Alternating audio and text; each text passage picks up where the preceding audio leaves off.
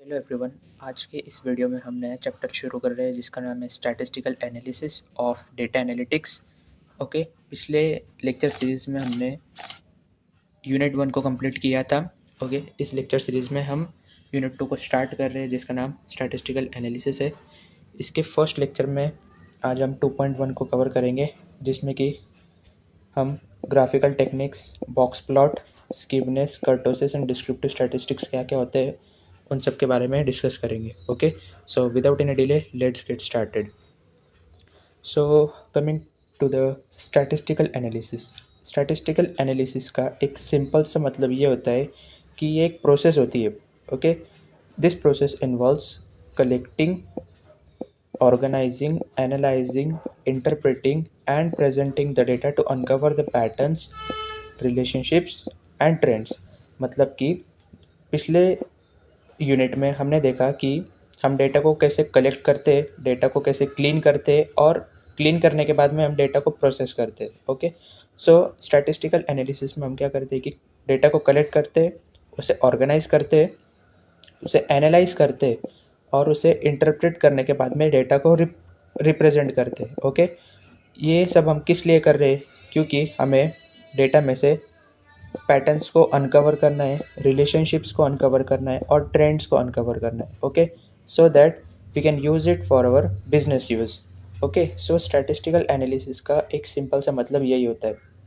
Statistical analysis में ये कुछ टेक्निक्स है, तो उसमें से फर्स्ट टेक्निक्स है hypothesis testing, second is regression testing, third is correlation analysis, fourth is Bayesian statistics and fifth is time series analysis। Okay, so statistical analysis के इतने सब टाइप होते हैं जो कि हम आगे चल के पढ़ने वाले। ओके, सो स्टैटिस्टिकल एनालिसिस का ये एक बेसिक सा मतलब था। Let's come towards graphical techniques. अभी graphical techniques are the techniques that we are used to represent the data in the graphical format। मतलब कि ये एक ऐसे टाइप के टेक्निक्स है जो कि हम डेटा को रिप्रेजेंट करने के लिए यूज़ करते हैं इन द ग्राफिकल फॉर्मेट। अभी for example large amount of the data है जो कि कंपनी का डेटा है, एम्प्लॉयज़ का डेटा है। Okay, so large amount of the data में से हमें कुछ इंसाइट्स फाइंड करने या कुछ कैरेक्टरिस्टिक्स फाइंड करने या कुछ आउटलायर्स फाइंड करने हैं। तो इतने large amount of the data को हम इजीली एनालाइज नहीं कर सकते, तो हम क्या करेंगे कि हम ग्राफिकल टेक्निक्स की हेल्प लेंगे। ग्राफिकल टेक्निक्स की हेल्प से हम ग्राफ के ऊपर ही डेटा के अंदर जितने भी कैरेक्टरिस्टिक्स हो गए, जितने भी इंसाइट्स हो गए, जितने भी प्रॉपर्टीज़ होंगे, उन सबको हम इजीली फाइंड आउट कर सकते हैं। तो ग्राफिकल टेक्निक्स का ये एक सिंपल सा मतलब होता है। ओके, सबसे पहले ग्राफिकल टेक्निक्स का सबसे पहले एग्जांपल है box plot. Okay, box plot is a graph which summarizes the distribution of a variable by using its median, quartiles, minimum and maximum values। Box plot draws a box plot. It gives information on the minimum, maximum, first quartile, second quartile and the third quartile। Skewness, kurtosis and box plots are the fundamental concepts in the statistics that helps understand the shape, distribution and variability of the data। Skewness measures the asymmetry of the distribution of the data around its mean। Okay, so हमारा आज का first graphical technique है जो कि box plot है। Okay, box plot कुछ ऐसा दिखता है। ओके, जिसमें ये जो लाइन है, ये इसे हम कहते हैं मैक्सिमम विस्कर। ओके, और ये जो लाइन है इसे हम कहते हैं मिनिमम विस्कर। जो मैक्सिमम विस्कर और मिनिमम विस्कर का काम क्या होता है कि डेटा में से मैक्सिमम वैल्यूज़ को और मिनिमम वैल्यूज़ को रिप्रेजेंट करना। फॉर एग्जांपल हमारे पास एक डेटा सेट है जिसमें 10 वैल्यूज़ है। ओके, सो डेटा सेट की जो मिनिमम वैल्यू हमारे डेटा सेट में वो है 1। ओके, सो ये 1 को ये विस्कर रिप्रेजेंट कर रहा है और 10 को ये विस्कर रिप्रेजेंट कर रहा है। ओके, देन उसके बाद में हमारा आता है third quartile, second quartile and first quartile. Second quartile को हम मीडियन भी बोलते हैं। ओके, सेकेंड क्वार्टाइल को हम क्या बोलते हैं? Median. First quartile means 25% of the whole data set। Okay, third quartile means 75% of whole data set and second quartile means 50% of whole data set। Okay, 50% of whole data set। So box plot में हमें इतने सब चीज़ें देखने को मिलती है।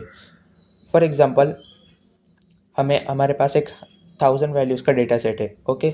1000 values के डेटा सेट को हम अगर कभी बॉक्स प्लॉट से रिप्रेजेंट कर रहे हैं, तो बॉक्स प्लॉट उन वैल्यूज़ को ऐसे रिप्रेजेंट करेगा, ओके। उनमें जो मैक्सिमम वैल्यू होगी वो मैक्सिमम विस्कर रिप्रेजेंट करेगा, मिनिमम वैल्यू जो होगी वो मिनिमम विस्कर रिप्रेजेंट करेगा।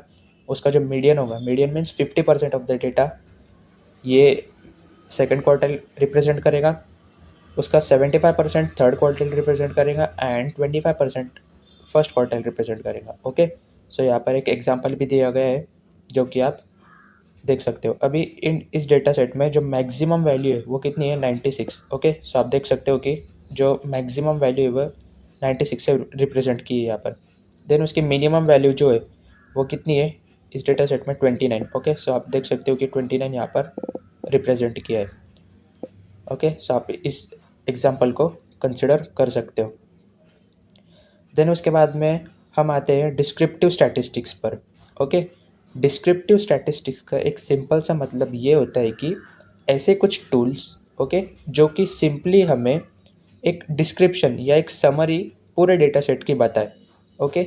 Descriptive statistics in the data analysis are the tools which is used to summarize and describe the key features of the data set, providing a concise overview of the data, okay। एक हमारे data का concise overview जो tools हमें देते हैं उन्हें हम क्या कहते हैं, डिस्क्रिप्टिव स्टैटिस्टिक्स कहते हैं। This statistics helps understand the central tendency, variability and distribution of the data. Common measures include mean, median, mode, standard deviation, range, and various graphical representations like histogram, box plots, etc. etc. Okay. So descriptive statistics का एक simple सा मतलब ये होता है कि ऐसे tools जो कि हमें हमारे डेटा का एक concise overview they, summary they, okay, so that हम उनमें से कैरेक्टरिस्टिक्स को ईजिली फाइंड आउट कर सके, ओके। की aspects of the descriptive statistics, की कैरेक्टरिस्टिक्स या की एस्पेक्ट्स हम क्या क्या कंसिडर कर सकते हैं डिस्क्रिप्टिव स्टैटिस्टिक्स में से। तो सबसे पहले summary of the description, okay. Data set हमें क्या कहना चाहता है, उसकी समरी हमें क्या कहना चाहती है, ओके। सो उसकी समरी हमें एक कंसाइज ओवरव्यू देती है उस डेटा सेट के बारे में। Then second is measures of central tendency. Last के लेक्चर में हमने measures of central tendency and measures of variability detail में स्टडी की थी, तो आप वो लेक्चर जाके देख सकते हो। मेजर्स ऑफ सेंट्रल टेंडेंसी में हमारे पास में मीन आते हैं, मीडियन आते हैं और मोड आते हैं, ओके। उसके हमने फॉर्मूलेज भी पढ़े थे, तो आप वो जाके ज़रूर से देखना। Then measures of variability, measures of variability means जो भी डेटा सेट है वो मीन से कितना वेरिएबल है, इट मीन्स वो मीन से कितना वराई कर रहा है, मतलब कि कितना स्प्रेड हुआ है, okay. So measures of variability हमें वो रिप्रेजेंट करती है। उसमें हमारे पास स्टैंडर्ड डिविएशन आता है, रेंज आती है, ओके। ये हमने पिछले लेक्चर में पढ़े, पिछले यूनिट में पढ़े। Then third is visual representation. Visual representation means graphical representations, जिसमें कि हिस्टोग्राम्स आते हैं। जैसे हमने बॉक्स प्लॉट पढ़ा वैसे ही हिस्टोग्राम भी वैसे ही होते हैं, ओके। स्कैटर प्लॉट्स भी वैसे ही होते हैं, which helps visualise the distributions and patterns in the data, okay. इसके एग्जांपल्स क्या क्या हो सकते हैं डिस्क्रिप्टिव स्टैटिस्टिक्स के। मीन हो सकता है क्योंकि वो हमें एक एवरेज देता है पूरे डेटा सेट का, ओके। मीडियन हो सकता है, मीडियन क्यों, क्योंकि वो डेटा सेट का हमें मिडल वैल्यू प्रोवाइड करता है। मोड हो सकती है, क्यों, क्योंकि जो भी वैल्यूज़ है जो कि अल्टीमेटली रिपीट हो रही है तो वो हम मोड से आइडेंटिफाई कर सकते हैं। Then standard deviation measures how spread out the data is from the mean, okay. ये हमें स्प्रेडेबिलिटी बताता है, वेरिएबिलिटी बताता है डेटा सेट की। Then range, range means highest and lowest value को फाइंड करने के लिए। हिस्टोग्राम मीन्स एक विजुअल रिप्रेजेंटेशन है जो कि डेटा के डिस्ट्रीब्यूशन को शो करता है। Then box plot which visually represents that show that central tendency, variability and outliers, okay. Box plot का एक एडवांटेज ये है कि बॉक्स प्लॉट हमें आउटलायर्स को फाइंड करने में हेल्प करता है, ओके। आउटलायर्स का सिंपल मीनिंग ये होता है कि एक्सट्रीमली हाई और extremely lowest value present in the data set. For example, class में 50 स्टूडेंट्स है, ओके। हर स्टूडेंट्स के जो एवरेज मार्क्स है वो 50% है, ओके। बट ऐसे कुछ 2-3 स्टूडेंट्स हैं जिनके जो परसेंट है वो 10 के अंदर है, ओके, यानी कि लोवेस्ट आउटलायर। और ऐसे कुछ स्टूडेंट्स हैं जिनके जो मार्क्स है वो आउटस्टैंडिंग है, दैट मीन्स 80% के भी ऊपर है, ओके, वो एक आउटलायर हो गए। ओके, सो ऐसी वैल्यूज़ को हम क्या बोलते हैं, आउटलायर्स बोलते हैं, जो कि बॉक्स प्लॉट हमें ईजिली रिप्रेजेंट करता है। देन स्कैटर प्लॉट ऐसे प्लॉट को कहा जाता है जो कि डेटा के डिस्ट्रीब्यूशन को डॉट फॉर्मेट में शो करता है, ओके। यहाँ पर ये मीडियन हो गया, ये मीडियन हो गया, ओके। और ये जो स्कैटर प्लॉट्स होते हैं ये डॉट फॉर्मेट में हमें डेटा को शो करते हैं, okay. Then let's come towards skewness is very important topic for the exam point of view, okay। Exam point of view से स्कीवनेस बहुत ज़्यादा इंपॉर्टेंट टॉपिक है और बहुत ज़्यादा इजी भी है, ओके। ये मोस्ट फ्रिक्वेंटली पूछे जाने वाला टॉपिक है। frequency distribution for which the curve has longer tail towards the right hand side is said to be positively skewed, left hand side is said to be negatively skewed। स्कीवनेस का एक simple सा मतलब मैं आपको बताता हूँ। For example हमारे पास एक डेटा सेट है, ओके, ये डेटा सेट है। हम अगर कभी वो डेटा सेट नॉर्मल होगा, यानी उसमें कोई आउटलायर्स नहीं होंगे, तो वो डेटा सेट की जो डिस्ट्रीब्यूशन होगी वो कुछ ऐसी होगी, ओके। वो डेटा सेट की जो डिस्ट्रीब्यूशन होगी वो कुछ ऐसी होगी, ओके। बट अगर कभी उन डेटा सेट में कुछ वैल्यूज़ एक्सट्रीमली हाई होगी या एक्सट्रीमली लो होगी, तो कभी कभी ऐसा हो सकता है कि वो डेटा कुछ हमें ऐसा दिखे, ओके, या वो डेटा कुछ हमें ऐसा दिखे, ओके, वो डेटा कुछ हमें ऐसा दिखे।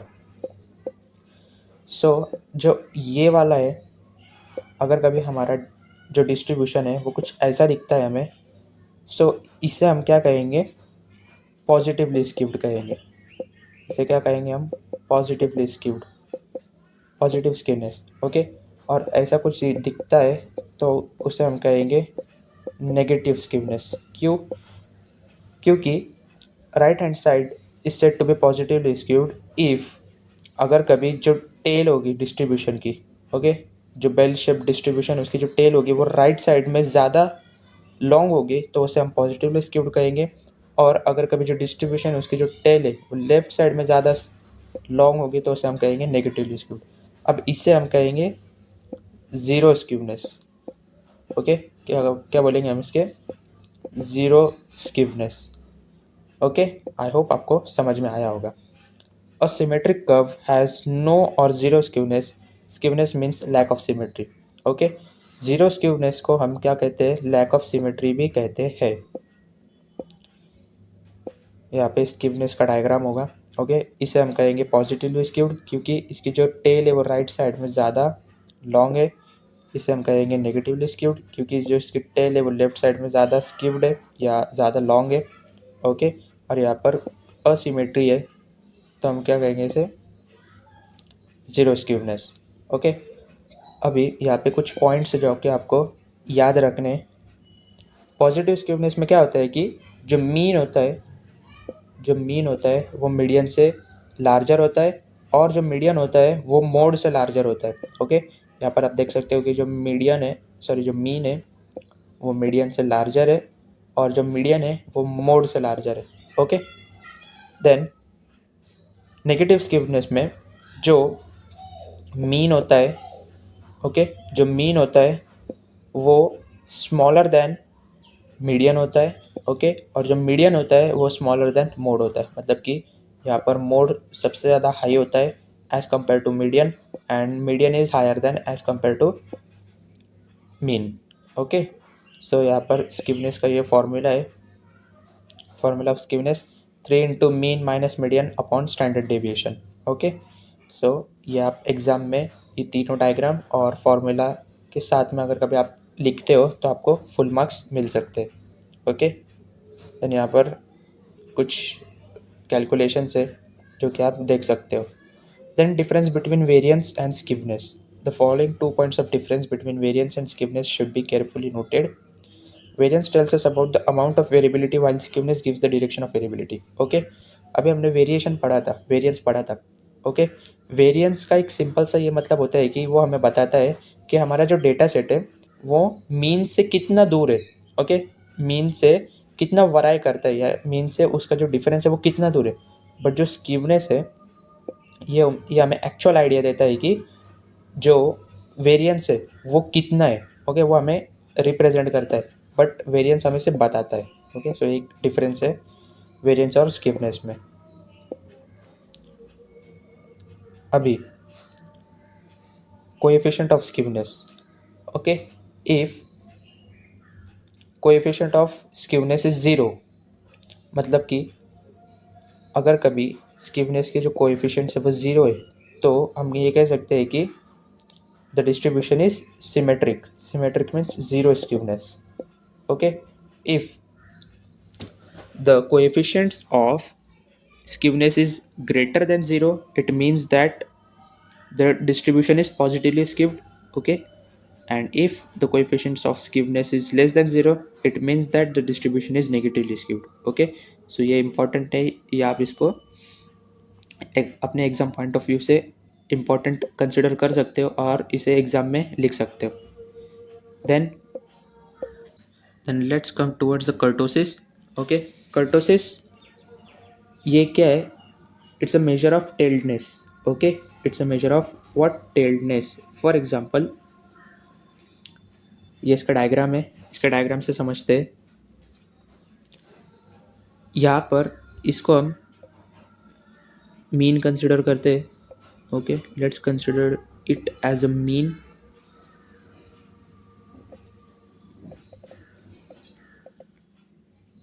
ओके, और यहाँ पर फॉर एग्जांपल हमने 3 डेटा सेट लिए। अभी सबसे नीचे वाले डेटा सेट की हम बात करते हैं। अगर हमने इसको प्लॉट किया, ओके, इसको हमने प्लॉट किया है तो आप देख सकते हो कि इसका वेरिएंस बहुत ज़्यादा है। ओके, इसका जो वेरिएंस है वो क्या है? बहुत ज़्यादा है। मतलब कि इसकी जो वैल्यूज़ है वो मीन से बहुत ज़्यादा दूर है। ओके, इसका वेरिएंस बहुत हाई है। सो इसके अंदर जो कर्टोसिस होगा ये क्या होगा? लेस कर्टोसिस होगा। ओके, मतलब इसका जो कर्टोसिस है वो क्या होगा? लेस होगा। सो इसे हम क्या कहेंगे? प्लैटिकर्टिक कहेंगे। ओके, देन यहाँ पे हम कंसिडर करते हैं कि ये हमारा सेकंड डेटा सेट है। ओके, ये जो हमारा है ये हमारा सेकंड डेटा सेट है। इसमें हम देख सकते हो कि जो डिस्ट्रीब्यूशन है वो थोड़ा पीक पर है, मतलब कि इसकी जो पीक है वो थोड़ी शार्प है। सो इसे हम कहेंगे मेसोकर्टिक। और थर्ड डेटा सेट में आप देख सकते हो कि ये जो हमारा डिस्ट्रीब्यूशन है वो मीन से उसकी जो डिस्टेंस है वो बहुत ही ज़्यादा कम है। सो इसके अंदर जो कर्टोसिस होगा वो हाई होगा। सो हाई कर्टोसिस को हम क्या कहेंगे? Leptokurtic. Okay, exam point of view से ये जो डायग्राम है ये बहुत ज़्यादा इंपॉर्टेंट है और इसकी जो लेबलिंग है वो भी बहुत ज़्यादा इंपॉर्टेंट है। Okay, kurtosis curves with hump like a norm hump like of the normal distribution curve are called as mesokurtic. Okay, normal distribution वाले कर्व को हम क्या कहेंगे? मेसोकर्टिक कहेंगे। Curves with a greater peakedness और less flatness than of normal distribution are called as leptokurtic. Okay, leptokurtic में सबसे ज़्यादा कर्टोसिस प्रेजेंट होता है। कर्व्स विद लेस पिगनेस और greater flatness than of the normal distribution are called as platykurtic. Okay, आपने यहाँ पर नोटिस किया होगा कि ये जो सेकंड वाला डिस्ट्रीब्यूशन, यानी हमने सेकंड वाला जो डेटा सेट लिया था उसका जो डिस्ट्रीब्यूशन है ये नॉर्मल कर्व के जैसा है। ओके, और तो इसे हम क्या कहेंगे? मेसोकर्टिक कहेंगे।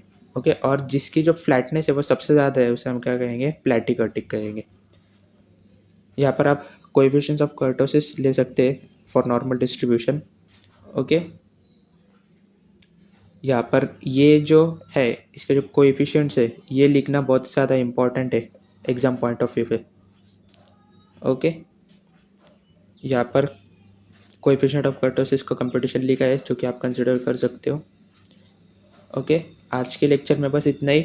हमारे नेक्स्ट लेक्चर में हम पॉइंट 2.2 को कवर करेंगे जिसमें हम कोरिलेशन और रिग्रेशन के बारे में डिटेल में स्टडी करेंगे। Okay, until then keep doing practice of this.